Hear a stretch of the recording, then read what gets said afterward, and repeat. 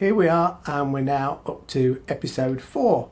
Thankfully, we're progressing further and I can see light at the end of the tunnel. So in this episode, we're going to be setting up the UDM Pro from scratch and also putting the Virgin Media Hub 3.0 into modem mode so that our UDM Pro acts as a router. Roll intro.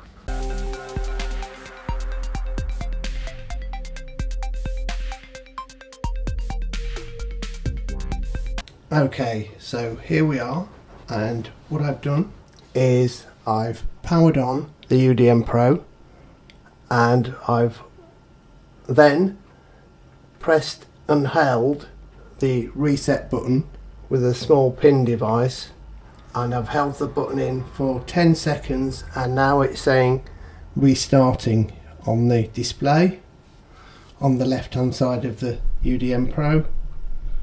Hopefully you can see that. I'll zoom in and that's now saying starting. So zooming in again onto the patch panel, you see that I've connected 3 grey or cream colour, whichever they appear. They might appear white on the camera, and these are for the 3 lounge sockets, and then the 3 purple coloured wires are for the 3 bedroom sockets. These are the devices that I need connected now before I proceed any further to enhance the network and connect everything up to the switch. So these are the main connections I need temporarily just connected to the UDM Pro while we get it configured. Then once it's been configured, I'll be connecting all of these cables and the other devices to the switch so that we've got PoE capabilities. So moving on to the red cable on the UDM Pro, that goes to my DS1621 Plus NAS at the top there, which I've previously shown you.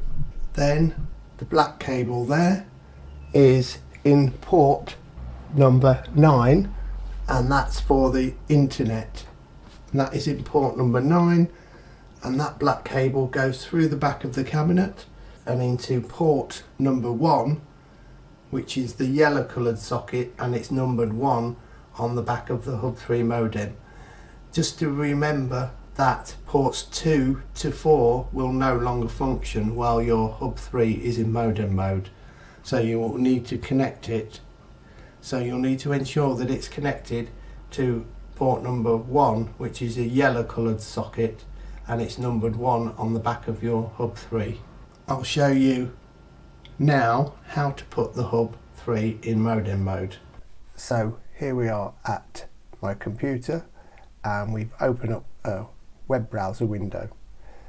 So what we need to do is to put the Virgin Media Hub 3 in modem mode so that we can connect it up to the UDM Pro, and so that the Hub 3 acts solely as a modem, and so it then allows the UDM Pro to do all the routing and translating of public IP addresses into local IP addresses to access devices on the local network. So from the address bar at the top, you need to enter 192.168.0.1, which is the standard IP address of the Virgin Media Hub 3, and it comes from the factory installed and set up as this IP address. So type enter and you should be prompted with a window to request the password. If you don't know your password, you will find it on the base of the actual Hub 3 and it should say admin password.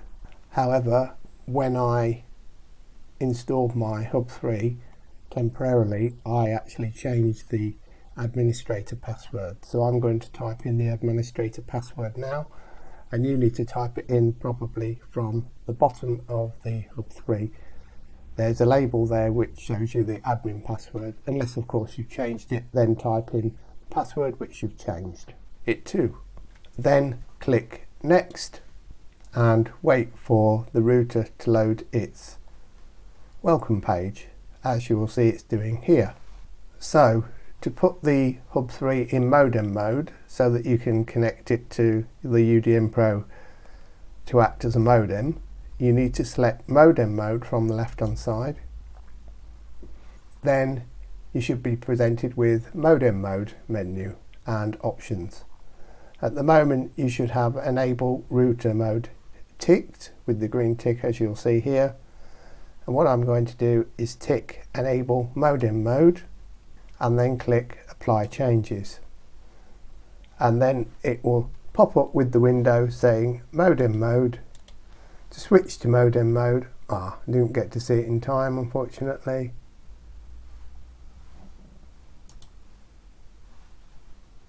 So once your hub has changed to the blue background screen, you will need to go to the top of the window and change the IP address to which you're accessing your hub to.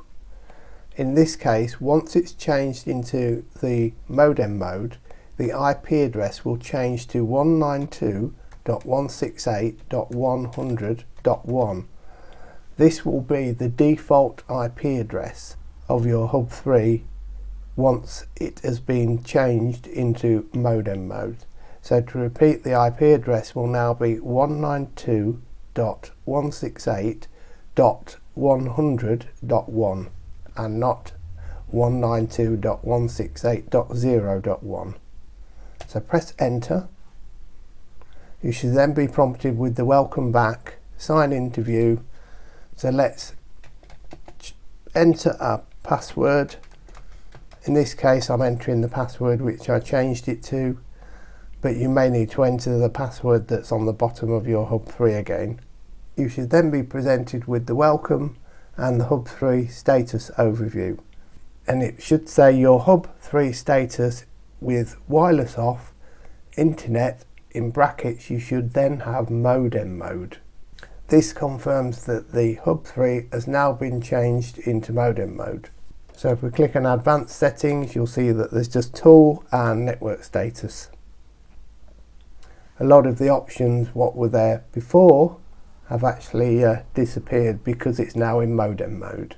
So this confirms that the Virgin Media Hub 3 is now in modem mode, and we can click on logout. So now let's go back to my screen and configure the UDM Pro with the basic settings. So here we are, and we've opened a new tab in our internet browser, whichever browser you're using, whether it's Google Chrome, Brave or one of the Microsoft variants, or you could be using Firefox, whichever. So you need to open a new tab and type in 192.168.0.1. Note that this is not going to be the default IP address of your UDM Pro when you finish setting it up.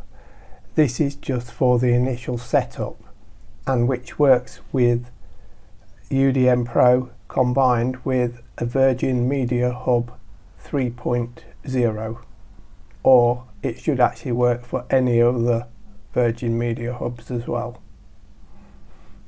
So once you've typed in 192.168.0.1, press enter. You should then be prompted with UDM Pro logo, which flashes up on the screen, and then it says UI is committed to protecting your privacy and security. So this is the initial setup screen of your UDM Pro to be able to link it up to your Virgin Media Hub 3, which we've already put in modem mode. So click Set up UDM Pro. Then you should be presented with the following screen: UniFi Dream Machine Pro Setup, and under console name it's default to UDM Pro. You can actually leave it as the default, but I like to name my network devices in sort of a sequence, being, for example, I would name my router ROUT01, meaning router 1, and for switches, for example, I would put SWIT01, 02 and so on. and then for the UNVR I would put UNVR 01, 02 and so on, depending on how many devices you have. But you can choose whichever console name, device name you wish to use yourself. So then tick agree to the terms of service and end user license agreement. Then go down to the right hand side corner and click next. Then you will be presented with the sign in to UI.com screen. So what this is asking you to do is to sign into UI.com using the same username and password for the UI.com website. However, I choose to actually skip this option and just have local access granted to my UDM Pro rather than linking it to a web-based account as well, just for extra security. But if you wish, you can have it set to your UI.com account, in which case you need to enter your email or username and password, and it should then take you on to the next step. However, for me, I'm going to click skip. Then the following window will pop up saying don't miss out. Are you sure you don't want to create a UI.com account? And yes, I am sure, because I already have a separate UI.com account. So I'm going to click proceed with UI.com account. So I'm going to click proceed without UI.com account. Do not click create account, otherwise it will link you into a UI.com account. So to create a local user account, you need to click proceed without UI.com account. Then you will be presented with the setup local access. Here I'm going to be typing in a secure password, and then under the confirm password, retype or repaste the same password, and then click on create local access in the bottom right hand corner. Then you will be presented with starting speed test. It will then proceed to go to internet download test, and once it's done the internet download test, it will also move on to internet upload test. As you can see, it's just done here. Now that the speed test is completed, it's saying test results, connection Virgin Media Limited to VCM BBUK server in United Kingdom. The download results are 381 megabits per second, and the upload results are 37 megabits per second. The ping is 22.9 milliseconds. Now here I've got a lot better download and upload results than what I've been quoted by Virgin Media, which of course is great, because I've been quoted for download results of between 350 and 360 megabits per second, and the upload results slightly less than what's been tested here at 35 megabits per second. So under the adjust your speeds to what your ISP has promised you, you need to type in the default speeds to which your internet service provider has quoted.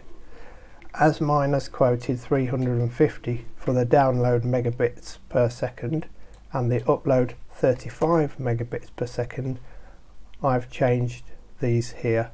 It doesn't make any difference. What it means is, if your UDM Pro detects a problem with your internet service, it will just notify you of the speeds when they drop below the levels quoted, and it will do that in the log files in your UDM Pro. Although we've typed in 350 and 35 here, you will need to type in what speeds you've been quoted by your internet service provider. Presumably you're using Virgin Media as well, because this guide is actually specific to a Virgin Media internet connection connected to a UDM Pro. However, you can use another ISP, but you'll have to research the information on the internet yourself, how to put your own internet service provider's router into modem mode. Although we've typed in these speeds here, it doesn't mean that your UDM Pro will only download and upload at these speeds. It will actually go to the results of what your internet service provider's maximum is. For example, it will not restrict your download, for example, to 350 megabits per second when your connection is actually 381. It will actually allow you to use 381 megabits per second. So don't worry about typing into the adjust your speeds boxes. So once you've done that, click next, and then you might be presented with the following screen depending on what firmware version your UDM Pro is on. I've already updated my firmware previously and recently because I had to use the UDM Pro for certain reasons, but you might need to do some updates to your UDM Pro once you've actually configured it, but I'll take you through those steps in this video anyway. So it's saying we have detected an already configured network subnet mask of 192.168.0.1. Do you want to use the existing one or set it up manually? Now it's saying use previous subnet mask, and it's recommended, and that has a blue border in that selection box. I'm going to leave it as the default and click finish. Now it's saying setting up your console. It's configuring your devices and network settings. This may take several minutes. Now you'll see that the screen has gone blank and it's attempting to reconnect to the UDM Pro web portal screen. And now it's saying this site can't be reached, and this is because it's disconnected from the network temporarily while it's setting up the UDM Pro itself. So now we've been presented with, after sort of 1 to 2 minutes, your connection is not private. Click advanced and proceed to 192.168.0.1. Now, as you'll see, we've been presented with the UniFi OS root 01 login page. Where it says root 01 here, yours will say either UDM Pro or whatever you typed in on the initial setup screen for naming your device. So here we will type in the password and click sign in. Now we're into the UniFi OS setup page for the first time, and here you'll see that I'm running UniFi OS UDM Pro version 2.5.17. I believe this is the latest version out there until the upgrade to version 3 is actually released. However, it could already be released. So you'll see that under applications here, it's saying network is already up to date and UniFi Protect is already up to date. So let's click on the dashboard icon, which looks like a speedometer of a car here, and we're already in that page. As you'll see, we're at the dashboard already. So the next icon down at the left hand side is for users. So if we click there, this gives you a list of users set up to access your UDM Pro and your UniFi OS. At the moment there's only one user, and that's me, admin, and you'll see that under account type it's set to local access. If you have linked your account to UI.com, it should say under account type probably UI.com access or something similar to that. So you don't need to change anything in this screen here unless you wish to add further users to access your UDM Pro. So let's click on the bell icon at the left hand side, which is for notifications. Here you'll see there's not many notifications in there, there's only one at the moment, and that's admin logged in locally to UniFi. Here this will populate with various log files each time you access the UDM Pro. So let's click on the next icon down, which is the cog icon or gear icon, whichever you like to call it, and that's for settings.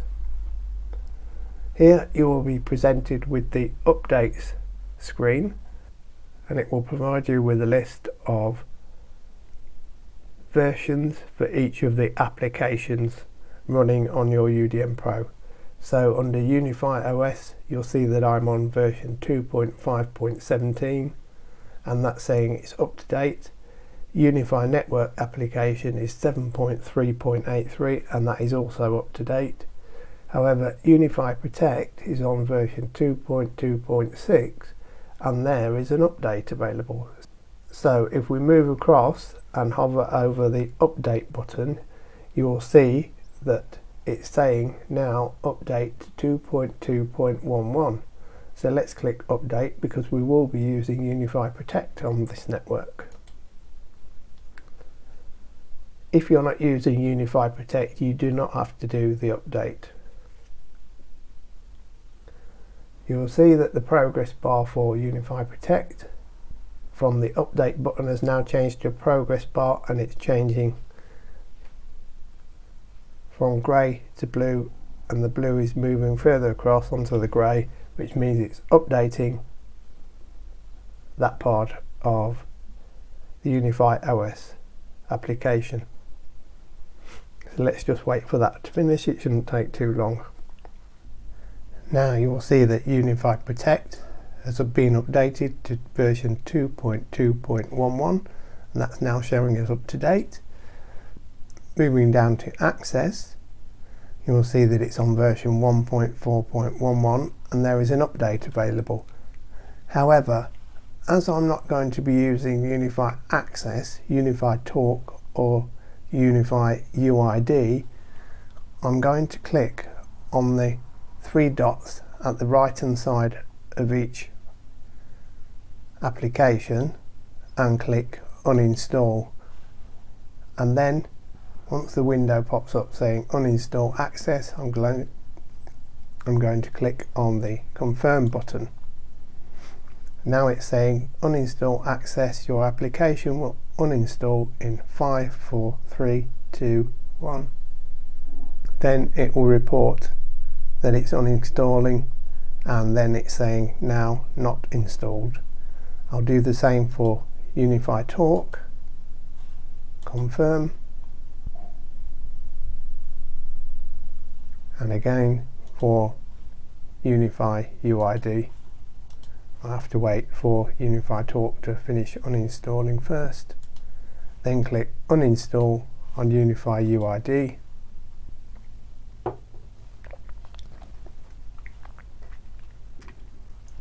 Now you may be asking, what is UniFi Access? If you don't already know, it actually provides access, for example, to doors, buildings via a tag or smart card, which will be swiped at the door, for example.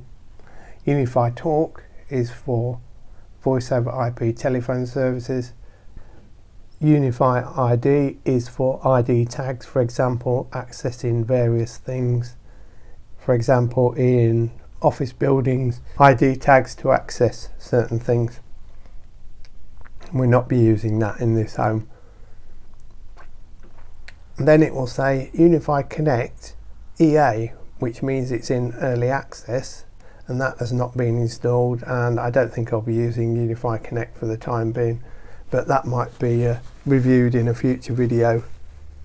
So you'll see that now the UniFi OS network and Protect are all up to date. So let's move down to UniFi OS release channel. This will be set to official. However, if you want to change it to other release channels, you will need to enable remote access. I wouldn't recommend changing the release channel to anything other than official, just in case of any problems with the other release channels before they actually get released to public use out of beta testing. So moving down, it's saying automatically update UniFi OS, and that will be ticked for enable. However, I like to update my UniFi OS as and when I choose, so I'm going to be unticking this. You don't have to do this.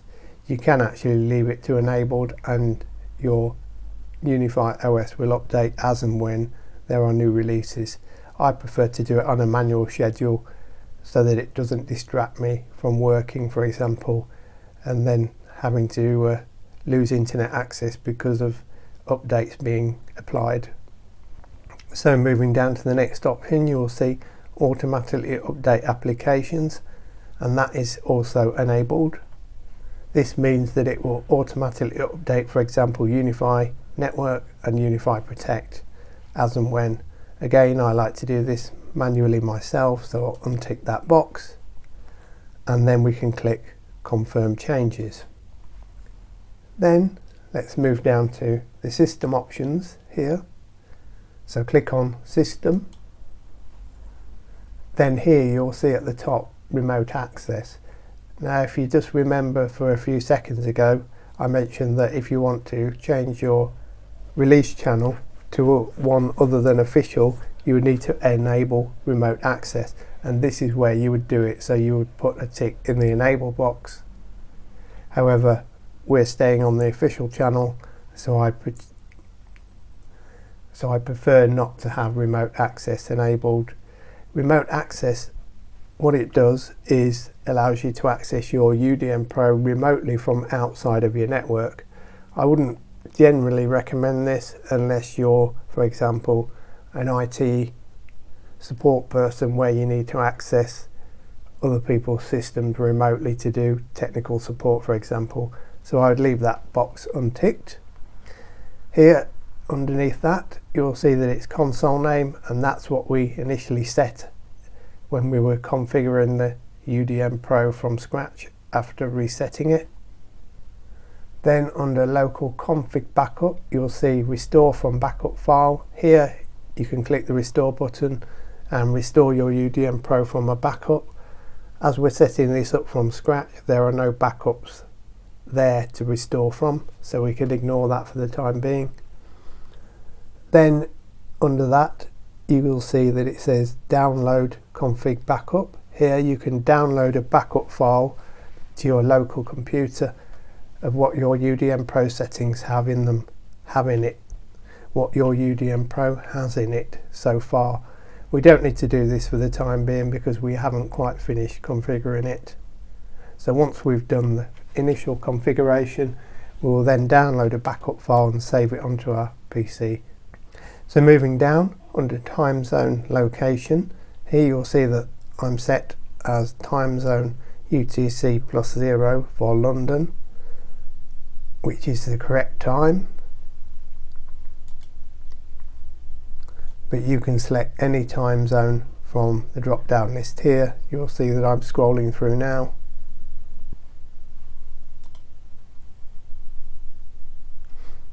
Then under console location you can edit the location on the map.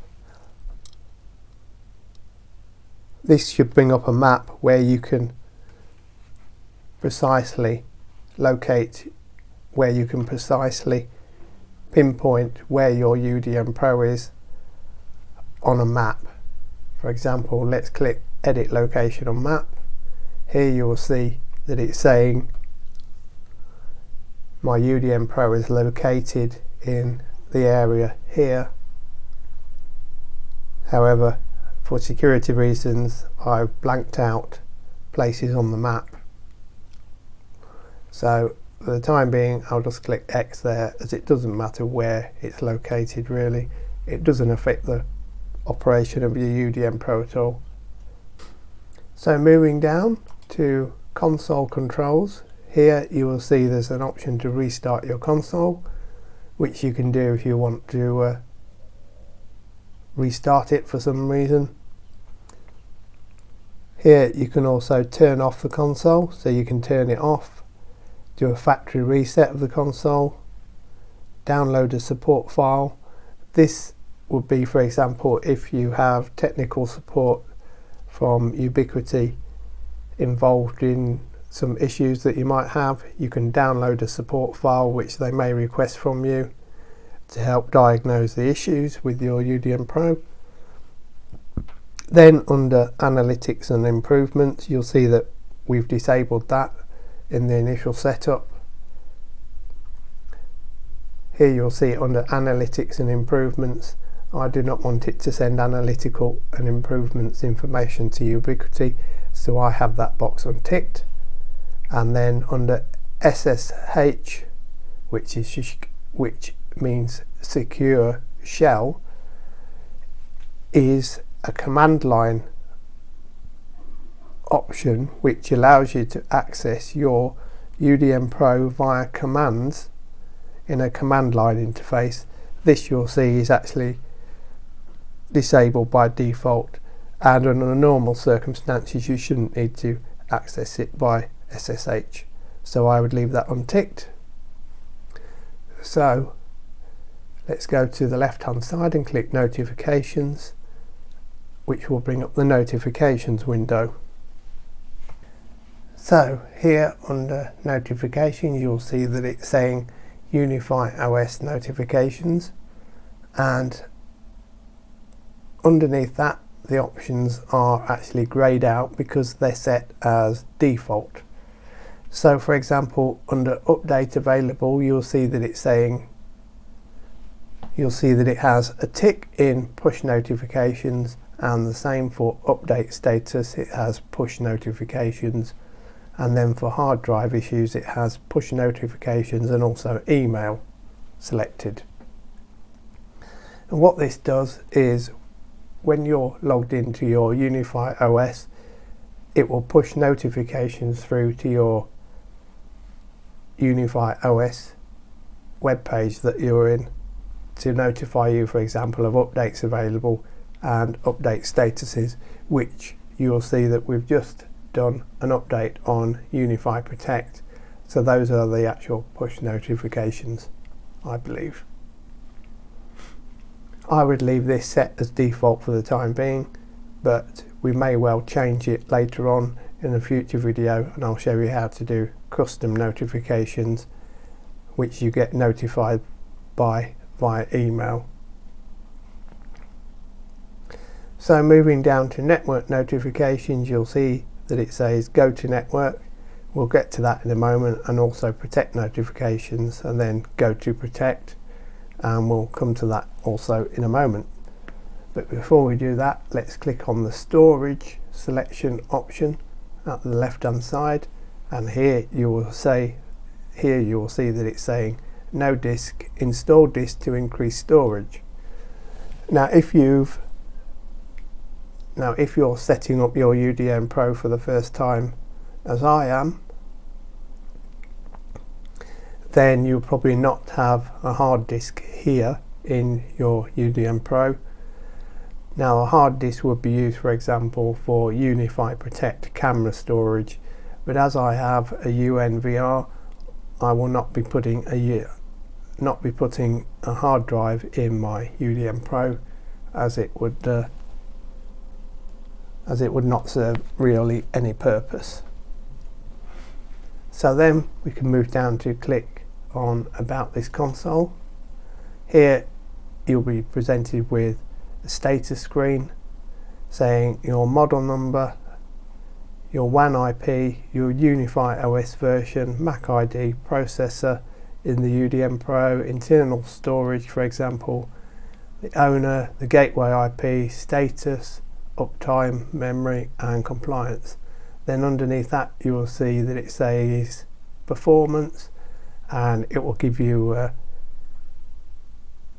graphical layout of your CPU load, CPU temperature and memory.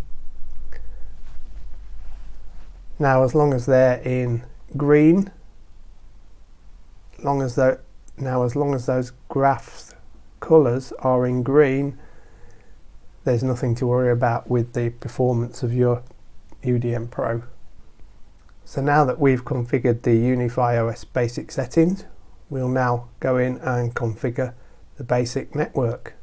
So to do that, you need to click on the squared dotted icon at the top right corner, as you'll see here, and then select network from the drop down menu that appears. So continue on, test 1 2 3, continue. So now that we've clicked on network, you will be presented with your network dashboard, which from the left hand side you'll see that we have the time, a picture of your UDM Pro, the name of your device, as in this one I've named it root 01, and then underneath that you'll see that it's saying UniFi OS UDM Pro and the version number of the operating system which your UDM Pro is running. In this case it's version 2.5.17. Then there's an option to click on release notes and submit support ticket.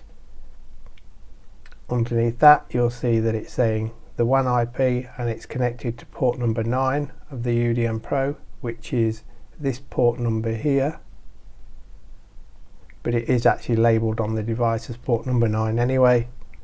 So underneath that you'll see that it's saying gateway IP.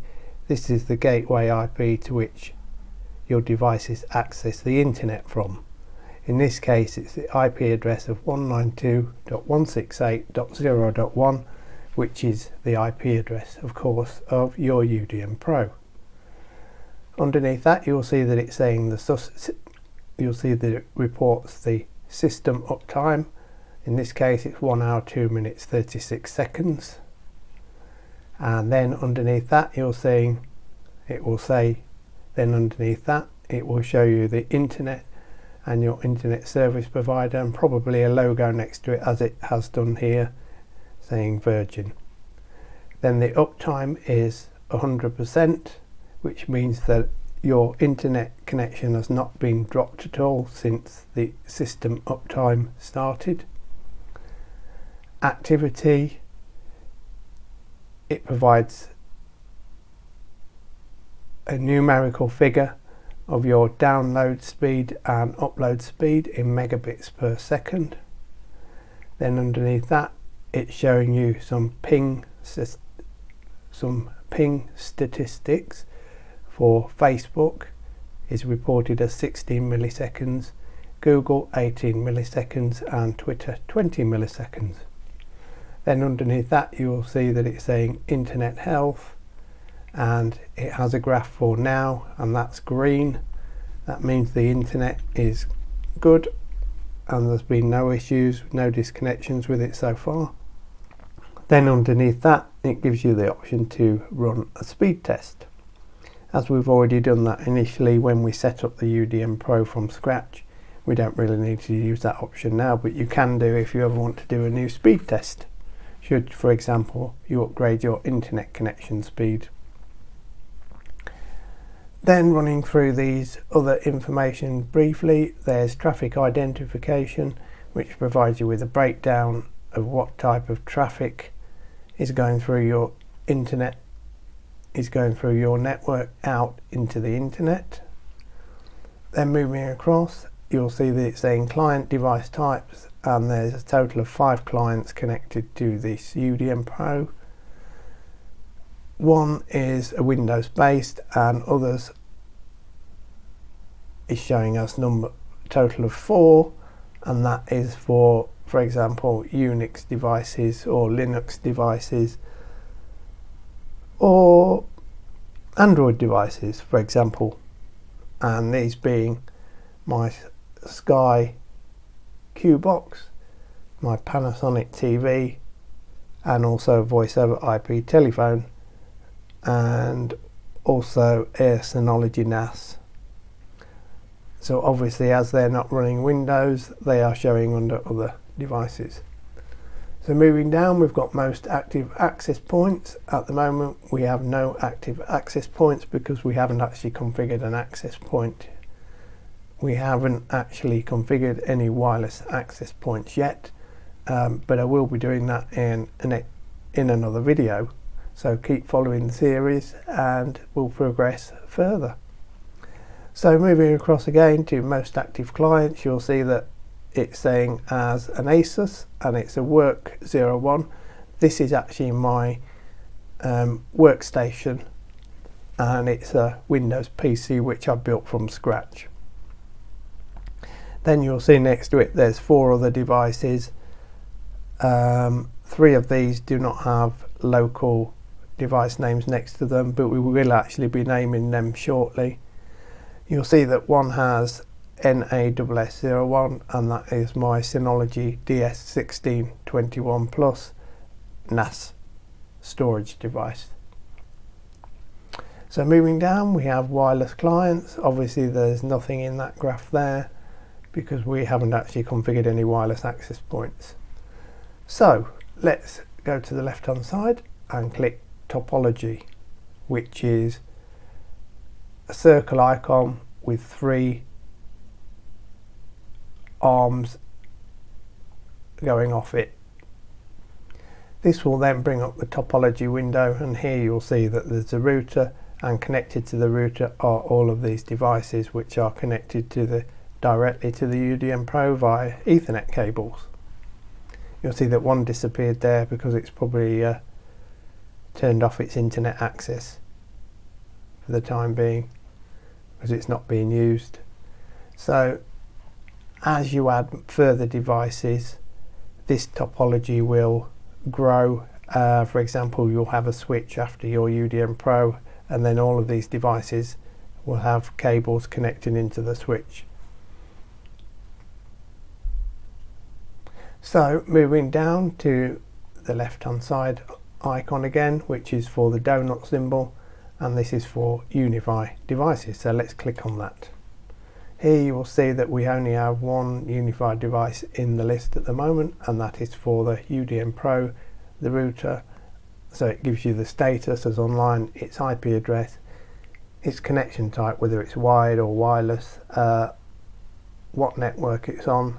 At the moment it's on the default, and then next to it we have experience, which means gigabit Ethernet.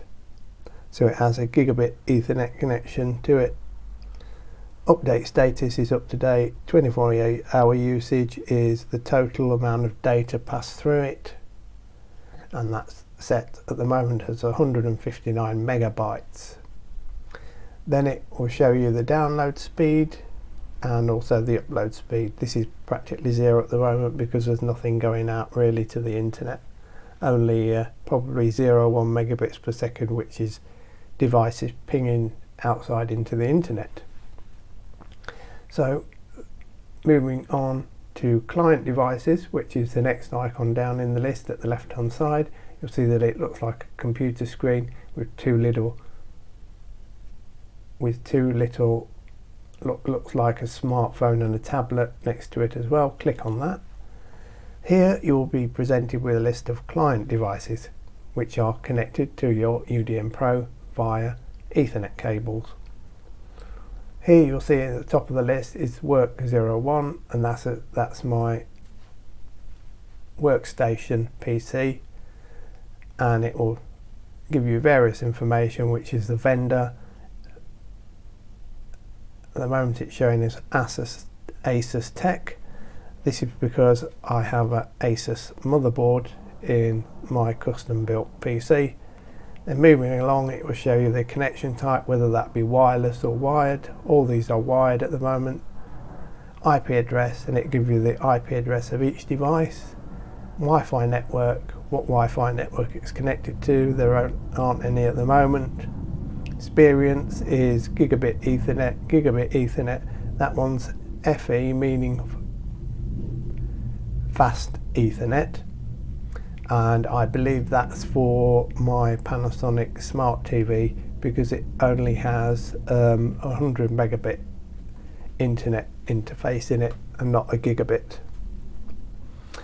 Then you will see that the download speed for each devices and also upload speed, 24-hour usage of how much data has been passed through the device, and also the device uptime. So what we can do to name each device, to give it a local name so that you know what it is in the future, is click on it, on the line for example, then it will bring up a window to the right hand side. Now this is showing as a manufacturer of Xerox Corporation. Now I know from that this is my Xerox C235 laser printer.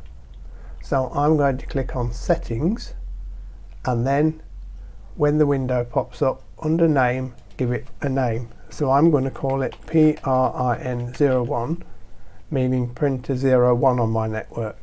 Then click apply changes. This will then give it a local device name on your network. Here you will see in the list it's now changed from its MAC address to PRIN01.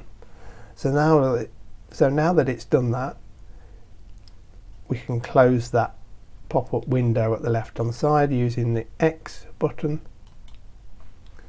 Actually, this is my Xerox printer, and as I mentioned, I thought it was my TV that had fast internet. Well, it isn't. It's actually my Xerox C235 colour laser printer that has fast Ethernet, so it only connects to my network at 100 megabits per second maximum.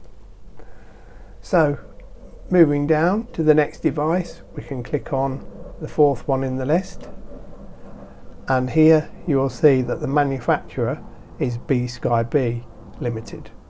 Now I know from that it's my Sky Q box, so let's click on settings, and then under the name box here we'll call it,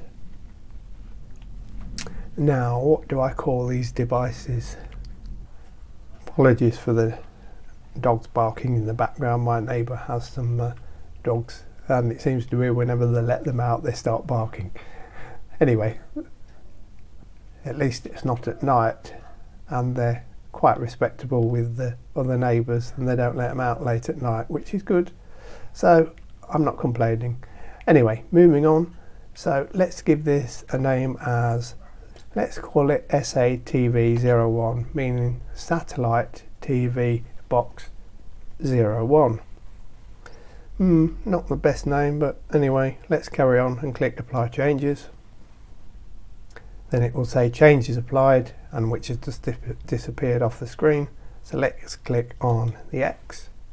Now what I'm going to do is power on my Panasonic smart TV, and it should then appear in the list so that we can also name that a more friendly name. So I'll be right back in like 1 minute. So here we are back at the screen again. You'll see that my Panasonic smart TV has just popped up, and it's given itself a name of COM-MID1, and I found that most Panasonic smart TVs tend to give themselves local name of COM-MID1, so let's rename that. As you'll see, it's saying the manufacturer is Panasonic Corporation, model Panasonic Viera Smart TV, when we click on the actual device in the list. So let's go to settings, and in the name box let's call it SMTV01, meaning Smart TV number 1. Click apply changes. Settings have been applied, and once that box disappears you can then close the pop-up window using the X button from the left hand side, from the right hand side.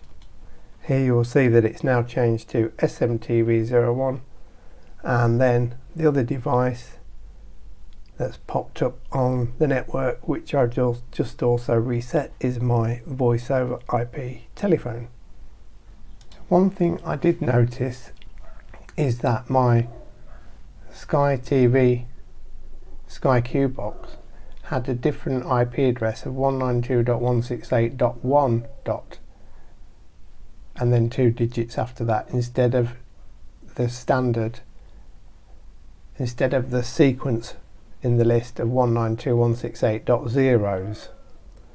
So what I did was just popped into the other room and reset my Sky Q box using the options on screen to reset the network. So that has done that, and it's now given itself a proper IP address in the range. I think it was because it's already previously connected to the Virgin Media Hub 3 network directly. So anyway, moving on, I've just also reset my voice over IP telephone, and that's a SNOM D335 model. So let's click on that, and also then click on settings, and in the name box we'll give that a local name as voice over as VoIP01, meaning voice over IP telephone 01. So click apply changes. Settings changes have been applied. Wait for that box to pop away, and then on the menu at the right hand side, and on the pop-up menu at the right hand side, we can now click the X button. So you will see that the list now has devices in there for Work 01, SATV 01, Voice over IP 01, NAS 01 and PRIN 01. You'll see that my SMTV 01 device has just popped away from that list because it's actually been powered off again. I've actually just switched the TV back into standby, so that's disappeared from the list. Anyway, so moving on, we can now click on the Security Insights, which is a shield icon at the left hand side. Here it will provide you with a graph and information about traffic identification and filtering activity. Here you will see that there's a bar. Here you'll see in the graph that has appeared, it's given me a high graph in light blue color, and this is for 822 kilobytes of 822 kilobytes of data that's been downloaded because the arrow's facing down. And then the purple graph, you'll see that it's showing a purple arrow upwards of 148 kilobytes of data uploaded.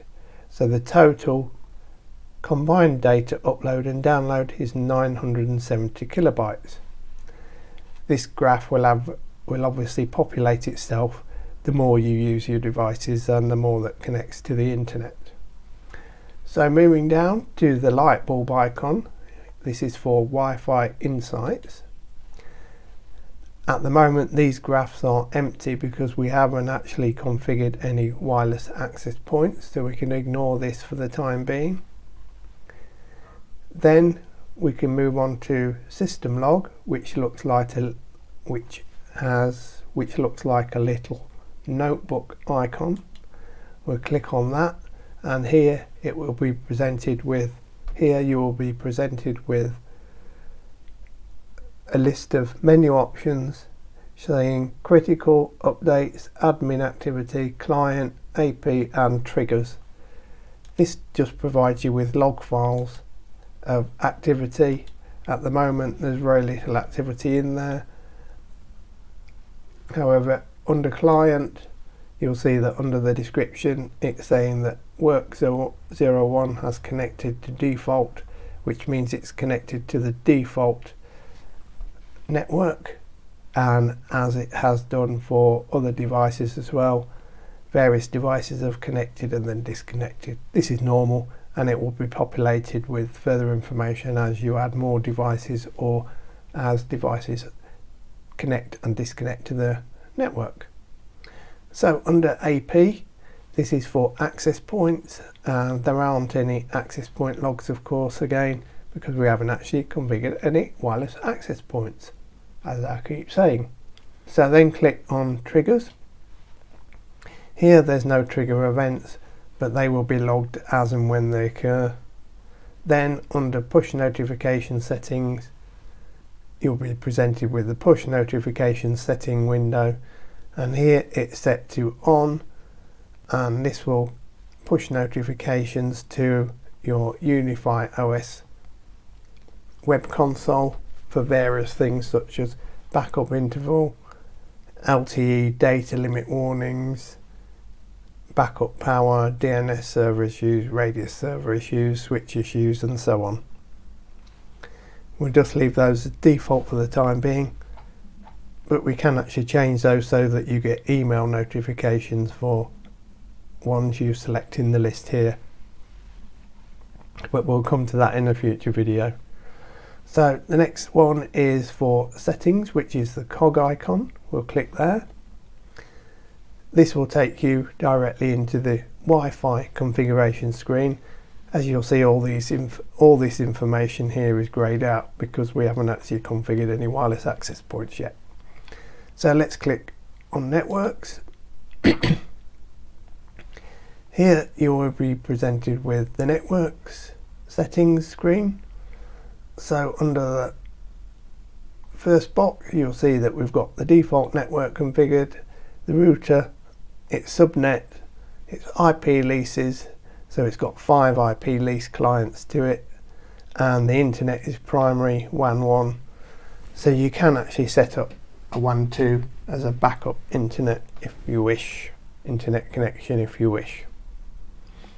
Under global network settings, we have multicast DNS. This is ticked by default, and I would recommend leaving this ticked by default, as it caters for such devices as AirPlay, Chromecast, and so on, which broadcast data to various devices on your network. Under IGMP snooping, I would recommend ticking this box as default, and what this does is improves network bandwidth by only sending multicast traffic such as AirPlay to the intended network devices. Now basically what this does is, having this ticked stops your Chromecast or AirPlay device broadcasting its data to every device on your network, thus saturating your network with packets of data. So I would recommend ticking this by default so that it does not broadcast and saturate your network so much with broadcast data without going into too much detail. So under global switch settings, we have DHCP snooping. That's ticked as enabled. I would leave that ticked. Jumbo frames, you could ignore that. Flow control. This reduces network congestion and high packet latency by pausing traffic, which improves TCP throughput. At the moment, I don't think you need to enable this option under normal circumstances. And the same for spanning tree, I would leave that as RSTP. 802.1x control, I would leave that as disabled. I would leave that as unticked as well. And switch exclusions, you don't need to do anything there. So once you've enabled IGMP snooping, I will click apply changes. Then it's saying global network settings were successfully changed. So once you've done that, click on internet, and here you'll be presented with the internet configuration screen, and you should see a green dot and primary WAN 1 and your public IP address, which has been allocated to your Virgin Media Hub 3 and which has been passed through to your UDM Pro. This is your public IP internet address. Then under primary WAN 1, you'll see that it's connected to port 9 of the UDM Pro, and the secondary WAN 2, which we don't have, so we could ignore that. There's a load balancing option. That's if you have two internet connections. So if one fails, it will automatically switch over to the secondary internet connection. So that's why it's set as failover only at the moment. But as we don't have a secondary internet, it won't actually switch over to anything. So we can leave all those settings as they are at the moment. So click on Teleport and VPN, and this brings up the Teleport and VPN screen. Now what a Teleport and VPN does is provides you with a secure tunnel through the internet to allow you to access your home network from any device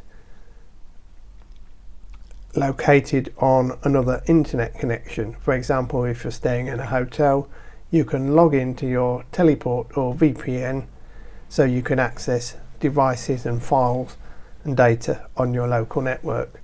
But as I will not be enabling Teleport and VPN services, I'm going to untick the Teleport option here, as it's currently set by default as enabled. So let's untick that and then move down to VPN server.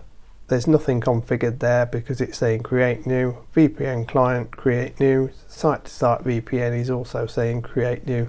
So these are not set up anyway. So we can then click apply changes so that it disables the Teleport option. So once that's done, we can then click on traffic management.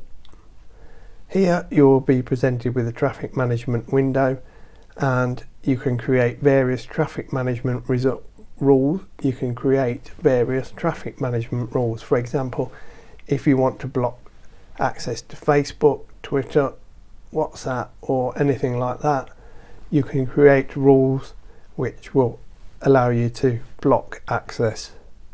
We will not be doing that in this video, as it's making this video a bit too long if we go into that detail now, but we will cover that in a future video. So moving down to device identification, that's enabled, we can leave that enabled, and traffic identification, we can leave that enabled. So let's move down to firewall and security. Here you'll see that you'll be presented with the firewall and security screen, and under country restriction you'll see that that's off at the moment. If you want to block access to websites, for example, hosted in certain countries, then you can click block and it will give you the directions whether you want to block incoming, outgoing or both, and then you can select various countries which you want to block access to. I'm going to leave this as off for the time being, and also threat management has been left to off, but you can actually select it as detect only and detect and block. If you select detect and block, you will be presented with further options for system sensitivity. That will be set to medium, so it will be blocking 17 of 35 threat categories. You can actually click edit threat categories, and here you'll be presented with another window which has various tick boxes in various boxes saying that it will block worms, trojans, web servers, compromise, NetBIOS, Telnet and the various other options. For example, I'm going to click cancel here.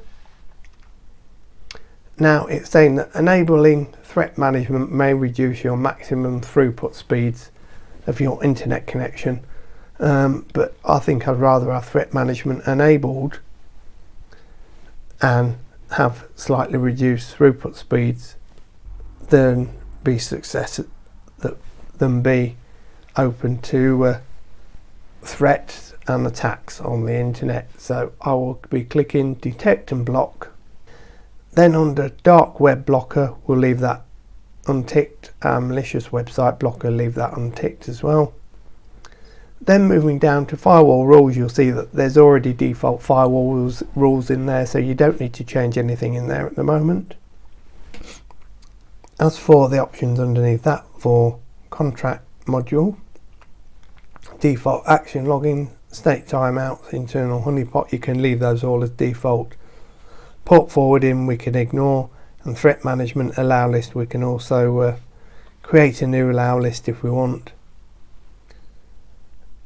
But as we have the default one selected above here, as you'll see under system sensitivity we have it set to medium, we don't need to create a new allow list.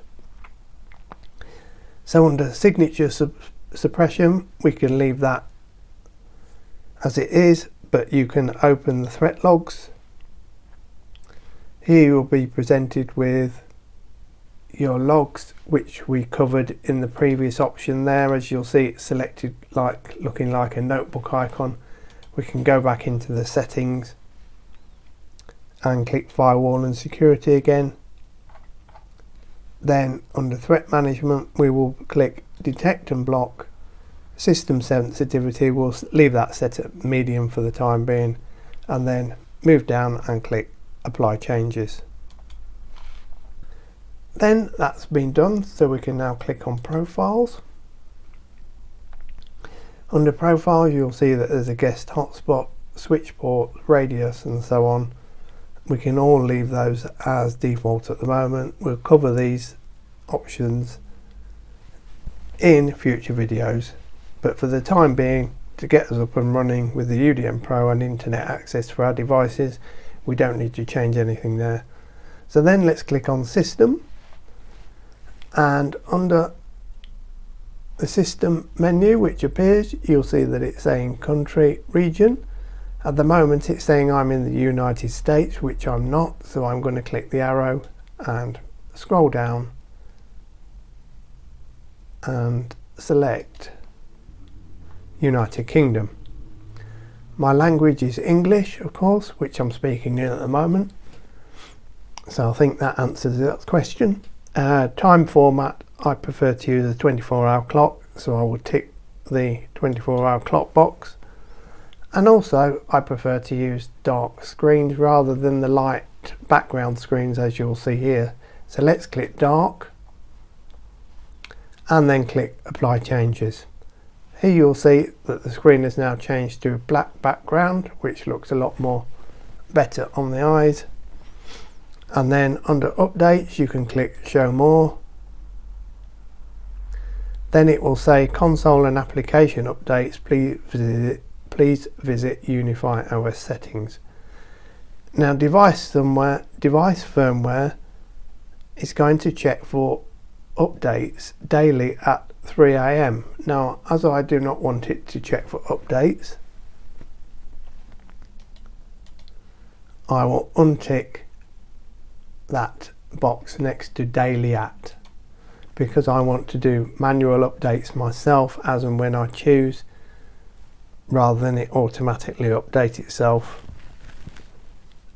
at times when I might be using the internet, and obviously I don't want my internet to go down various times while it's doing updates. So we can then click on apply changes. Then it's saying successfully applied changes to system settings. So we can then click on show less to drop. We can then click on show less to reduce the size of that updates box. Then we can click on backups, click show more. And now that we've finished configuring the UDM Pro, we might as well save a backup file. So let's click on backups, configuration file, and click download. Now you will be presented with another window that pops up saying download backup, download current config backup, settings only, or it will give you the last 7 days settings, last 365 days. We just want settings only, so let's click next to it download. It will saying downloading one file and it's preparing. Then you will be presented with a pop-up window asking you where to save the file to. Obviously you can't see this on screen at the moment, but it's just the local Windows browser window where it's asking me where to save the backup file. So I'm just going to click save, and here you will see that my internet browser has saved the backup file and it's saying done on the notification here. So we can now click show less for the backups. Then under support we can leave those settings as they are. Under advanced you'll see that we pop up with Wi-Fi Man. If you're using the Wi-Fi Man application, this allows connections to it. As I'm not using Wi-Fi Man, I'm going to untick this, but you can leave it as set as allow connections if you so wish to. It won't harm anything. Under interface, we're using the new style interface layout for the UniFi OS and network, so let's leave that as new. Web application UI updates, we'll leave that as automatically adapt, and for the remaining options we'll leave those as they are default, apart from under device authentication where it says device SSH authentication. We're going to untick that because I don't want to allow device SSH authentication, meaning that I do not want to be able to access my UniFi network via SSH shell command prompts. So let's click apply changes, and then finally let's go into the backup screen and download a final backup file. So let's click download again, leave it as settings only and click download. When the save window appears in my browser, I'm going to click and save it to my local hard drive. Now it's saying that the backup file is being downloaded and it's saying that the backup file has been done. So that completes the setup of your UDM Pro with the basic settings. So once you are done, you can then click on the right hand side circle with a head in it and click sign out. Thank you so much for watching this video. I'm sorry this video took so long, but I did want to go through each option with you individually. I hope you enjoyed it. Keep a lookout for further videos in the series. In the next one we'll be adding the two switches what I've got, which is for PoE 24 port switch and also the UniFi aggregation switch. Thanks for watching, take care, bye.